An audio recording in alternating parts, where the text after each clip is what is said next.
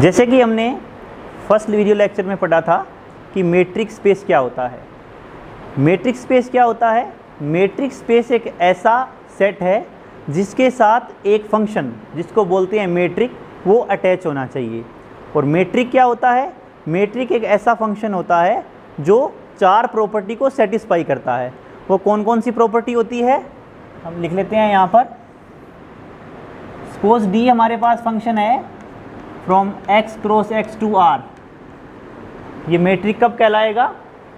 यदि ये 4 property satisfy करे। That means D X Y must be greater than equal to 0 for every X Y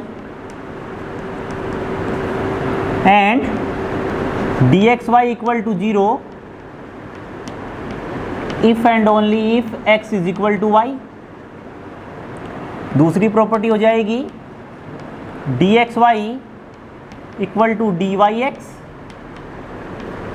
और third property हो जाएगी D X Y is less than equal to D X Z plus D Z Y for every X Y Z in x.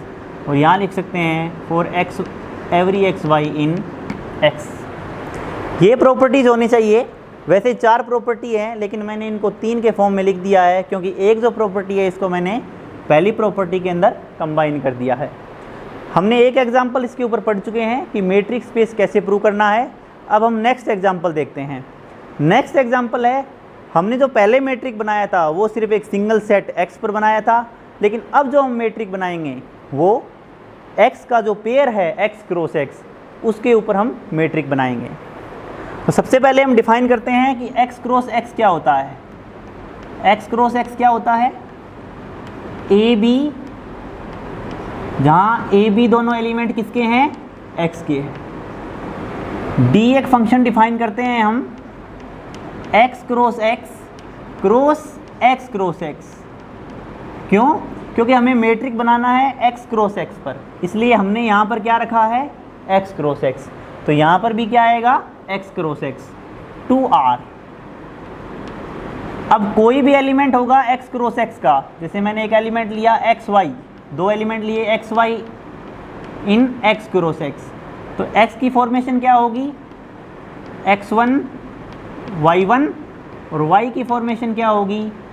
x2 y2। x और y दोनों equal कब होंगे? जब पहला element x1 x2 के बराबर हो और दूसरा एलिमेंट y1 y2 के बराबर हो, तब x और y दोनों क्या होंगे? इक्वल होंगे, यानी बराबर होंगे। अब हम मैट्रिक इस तरह से डिफाइन करते हैं डी एक्स वाई। अब x किसका एलिमेंट है? x क्रॉस x का, जो किस टाइप का है? x1 y1। y किसका एलिमेंट है? x क्रॉस x का, जो किस टाइप का है? x2 y2। और मैट्रिक इस तरह से डिफाइन, एक फंक्शन इस तरह से डिफाइन करते हैं हम x1 minus x2 plus y1 minus y2, यानी first element minus first element, second element minus second element. अब हम ये प्रूव करेंगे कि ये जो फंक्शन है is a metric, is a metric on set x cross x। तो सबसे पहले पहली प्रॉपर्टी में क्या होना चाहिए? डी एक्स वाई की वैल्यू हमेशा ग्रेटर देन इक्वल टू 0। तो सबसे पहले हम देखते हैं कि ये जो मोड x1 माइनस x2 है ये हमेशा ग्रेटर देन इक्वल टू 0 होता है। आगे वाला मोड y1 माइनस y2 हमेशा ग्रेटर देन इक्वल टू 0 होता है। मतलब इन दोनों का जो जोड़ है वो भी क्या होगा? Greater than equal to 0। That means D X Y is always greater than equal to 0। तो x1 minus x2 is always greater than equal to 0। Mod y1 minus y2 is always greater than equal to 0. That means mod x1 minus x2 plus mod y1 minus y2 is greater than equal to 0. That means dxy must be greater than equal to 0. उसके बाद हम क्या देखेंगे कि dxy equal to 0 if and only if x is equal to y। सबसे पहले क्या लेते हैं? dxy equal to 0। dxy equal to 0 लेंगे, इसका मतलब ये हो गया कि mod x1 minus x2 plus mod y1 minus y2 equal to 0। ये पॉजिटिव नंबर है, ये भी पॉजिटिव नंबर है। दो पॉजिटिव नंबर का जोड़ 0 कब होता है? जब ये 0 हो और ये 0 हो। That means mod x1 minus x2 equal to 0 as well as mod y1 minus y2 equal to 0। और ये 0 कब होता है? 0 जब अंदर वाला 0 हो। That means x1 equal to x2 and y1 equal to y2। इसका मतलब x equal to x1 x2 x1 y1 equal to हो जाएगा x2 y2 is equal to y। That means क्या आ गया? dxy equal to 0 if and only if x equal to y। अब दूसरी property कि mod x1 minus x2 plus mod y1 minus y2 हमेशा किसके इक्वल होते हैं?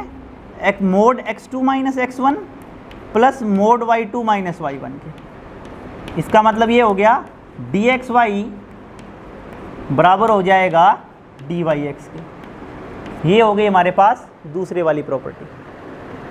थर्ड प्रॉपर्टी में क्या देखेंगे हम कि x तो हमारे पास है ही, x1 y1, y हमारे पास है x2 y2 और तीसरा एलिमेंट लेंगे हम z, जिसकी नोटेशन क्या हो जाएगी?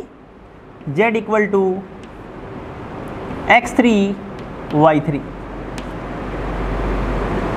चाहे तो z1 z2 भी ले सकते हैं, लेकिन हम क्या ले रहे हैं? x3 y3।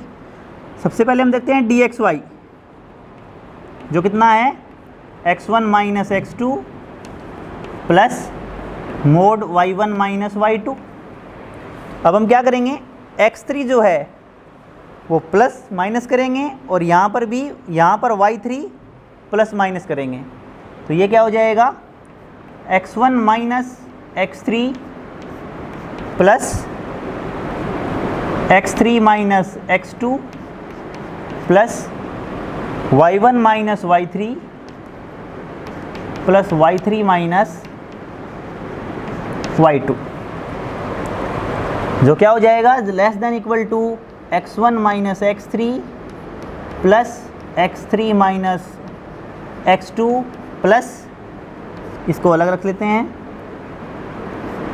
y1 minus y3 plus y3 minus y2। और ये क्या हो गया? dxz plus dzy। और ये प्रॉपर्टी, ये इस स्टेप से ये स्टेप कैसे आया? यहाँ पर हमारे पास एक इनक्वालिटी होती है जिसे बोलते हैं हम ट्रायंगल इनक्वालिटी, जो ये कहती है कि mod of x plus Y is always less than equal to mod x plus mod y। ये ट्रायंगल इनक्वालिटी हमने यहाँ पर यूज़ की है, जिसे बोलते हैं हम त्रिभुजीय एसमी का mod x plus Y is less than equal to mod x plus mod y।